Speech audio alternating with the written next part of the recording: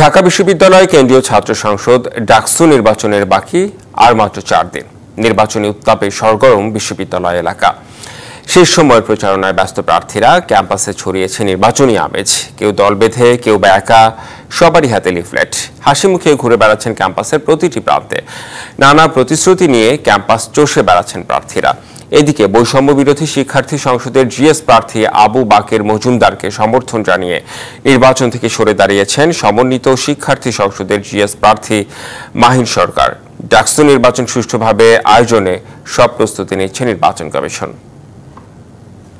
এই বিষয়ে আরো জানাতে ঢাকা বিশ্ববিদ্যালয় থেকে যুক্ত হচ্ছেন সহকর্মী শুভ খান। শুভ খান, মাহিন সরকার কেন সরে দাঁড়ালেন সেই বিষয়টি যদি আমাদের স্পষ্ট করতেন, আর নিশ্চয়ই জুমার নামাজের পর প্রার্থীরা প্রচারণায় নামবেন, সেটারও পরিবেশ পারিপার্শ্বিকতা কেমন দেখছেন জানতে চাই। জি ধন্যবাদ রেদওয়ান। এই মুহূর্তে দাঁড়িয়ে আছি শহীদ সার্জেন্ট জহুরুল হক হলের সামনে। ইতিমধ্যে এখানে ছাত্রদল ঘোষিত প্যানেলের জিএস প্রার্থী তানবীর বাড়ি হামিম পৌঁছেছেন জুমার নামাজ আদায় করতে।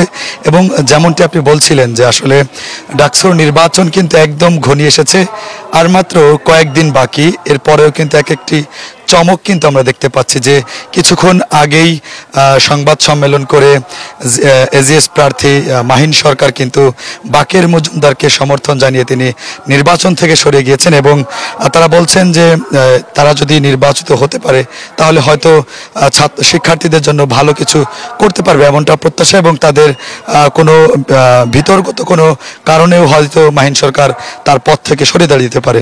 আরেকটি বিষয় সেটি হচ্ছে যারা প্রার্থী রয়েছে তারা কিন্তু সকাল থেকে তাদের উপস্থিতি আমরা দেখতে পাইনি তেমন, যেহেতু আজকে শুক্রবার জুমার দিন।